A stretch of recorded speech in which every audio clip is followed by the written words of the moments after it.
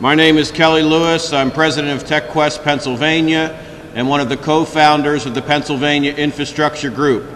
We're very pleased to be here this morning to unveil the infrastructure agenda for Pennsylvania.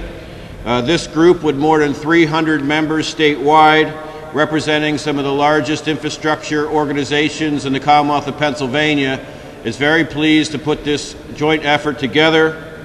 This is cross-association, this is cross-industry, and this is bipartisan, and we've worked very hard to develop an infrastructure agenda that helps lay the basis for a strong Pennsylvania economy. The infrastructures that we'll address today: communications, transportation, energy, and water, and we have some great speakers lined up to address those. Starting first, I'd like to introduce the Honorable Joseph Preston, State Representative of the 24th District and the Chairman of the House Consumer Affairs Committee. Representative Preston.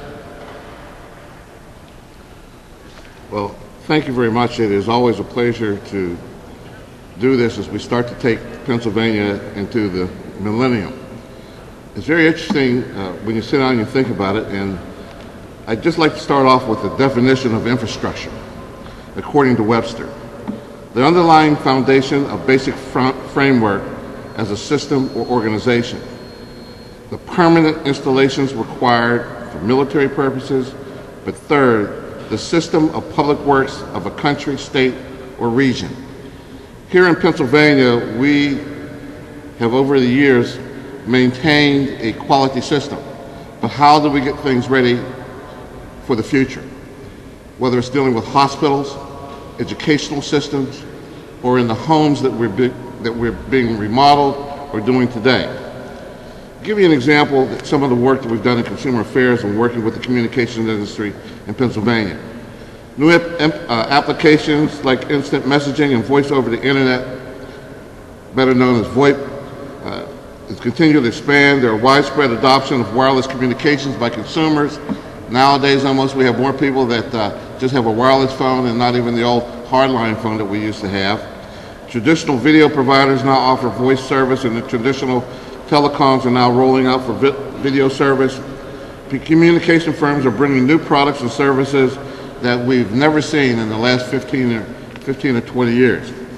We've passed House Bill 30, which was introduced in response to criticism that broadband and other advanced services were not being deployed.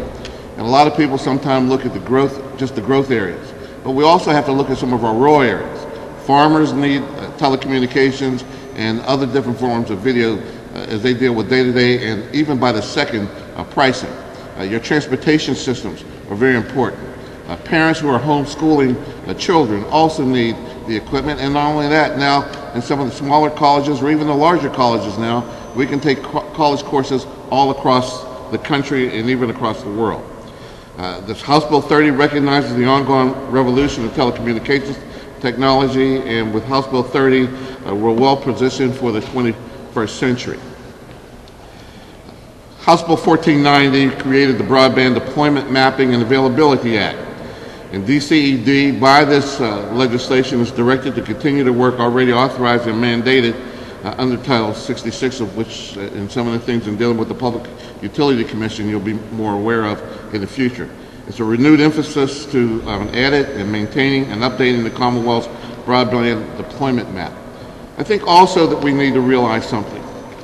We spend an awful lot of money and millions of dollars in this state in past history of what I like to say on the Consumer Affairs Committee of digging the same hole twice. Sometime we lay a road, and then 2 years later somebody comes by and lays a telephone line by digging a line. Then 2 years later we have a 29-inch gas line going through. We need stronger communications and be able to work with this. Our infrastructure, in some places in the state, we still have wooden sewer lines and wooden water lines. To be more updated, we're going to have to do that. Why should we be known in this state as having more pipes over 150 years old, and how can we build that? How is it that we have growth areas with hospitals coming in to the area, and yet we do not have the electricity or the power to effectively maintain it? The word is infrastructure. The responsibility of this legislature and the gentleman behind me, or it's very important that we realize this. To be able to have the future for the next generation to come, we're going to have to be able to spend the dollars wisely. Not dig the same hole twice, but maximize on the money of the taxpayers that are available so that we can effectively work together and be able to give Pennsylvania a much better history that we need to deal with.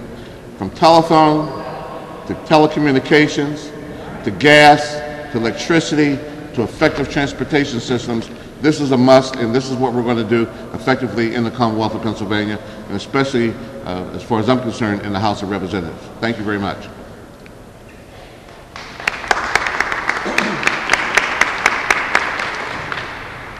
Thank you, Representative Preston, and thank you for your years of public service. Next, addressing transportation, Representative Rick Geist, the ranking member of the House Transportation Committee. Representative Geist. Thank you very much, and thank you very much for the job that you're doing in highlighting the weaknesses that Pennsylvania has in our total overall infrastructure. My emphasis today is going to be on transportation, not only highways and air, but rail also. Pennsylvania has a terrible problem in the bridges that need to be fixed, in the highways that need to be fixed, and a total lack of monies to do this. We're about $2.6 billion short. The Infrastructure Study Commission, of which I was a member, clearly pointed this out. And in the last 2 years, Pennsylvania has had a triple whammy. The huge cost of increases of structural steel, the huge cost increases of asphalt, and now salt. PennDOT has a real problem meeting these needs, as well as rebuilding the interstate system, which desperately needs to be rebuilt. We also need to look at increasing capacity in certain areas, and without any monies available, that's almost an impossibility. Projects have been cut back all over the state, and we need to focus now on putting more tools in the tool chest so that Pennsylvania can raise the money, dedicated money, to the infrastructure of this state. For 7 years, we've been working very hard to bring a public-private partnership piece of legislation to the state. That legislation now is in position in the last few days of this session to move, and I hope it passes. The governor has his deal on leasing the turnpike on the table, and that is an awfully impressive pot of money to be looking at since Interstate 80 is no longer in the mix. Infrastructure is vitally important, whether it's our electric grid or whether it's our sewer and water systems, whether it's our ports, whether it's our passenger rail system, whether it's our freight system, both on the Class 1s and the short lines. We need an integrated system in Pennsylvania that works and works well. Pennsylvania, the backbone of our economy is transportation. We want to make sure that we strengthen it, get it back in shape, and rebuild it the way it's supposed to be. Thank you.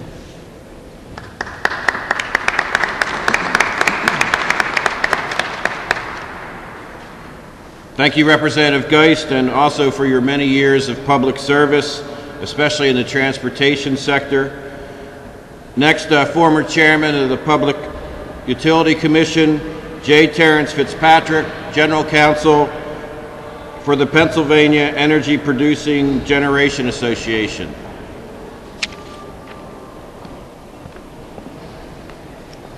Thank you very much, Kelly. And I also want to thank my colleagues that are standing behind me for standing behind us to rebuild Pennsylvania's infrastructure. There's a lot of issues swirling around the General Assembly here, and of course they're all important, but from my perspective, as somebody who's been involved with electric utilities and environmental regulation for over 20 years, there's no more important issue for Pennsylvania than to ask the question, how can we rebuild Pennsylvania's infrastructure? I'm proud to stand here today and to support the infrastructure agenda for Pennsylvania that's put together by this group. And this is a bipartisan group. There's a lot of variety within our membership, but we all stand together to support infrastructure in Pennsylvania. I want to talk in particular about electricity and that part of the agenda. Of course, as everybody knows, there's a debate going on here in the General Assembly about electricity policy, and in particular surrounding the fact that the rate caps put in place back in 1996 will come off in most of the state in a few years.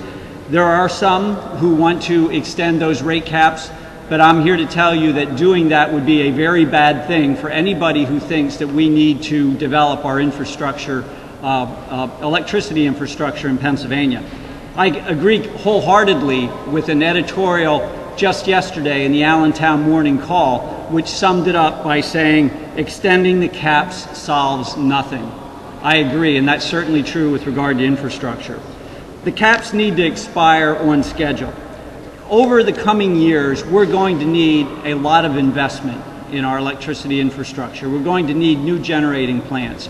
We're going to need new types of plants that are cleaner than the plants that were built in the past. We're going to need renewable energy. We're going to need more transmission infrastructure to get that power from where it's generated